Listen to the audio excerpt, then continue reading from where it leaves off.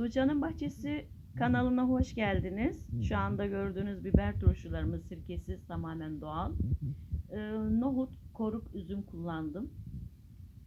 Domates, biber ve rezene kullandım içine. Tabi rezenenin yapraklarını kullandım. Sarımsak ve nane. Muhteşem bir tadı oluyor, kokusu oluyor. Gerçekten tavsiye ederim. Müthiş bir tadı oluyor. Şu anda da sarı süs biberlerimiz. Domateslerimiz de bizden. Biz buna Bursa domatesi diyoruz ve turşuda kullanıyoruz. Muhteşem bir şey oluyor. Abone olmayı unutmayınız lütfen. Teşekkür ederim.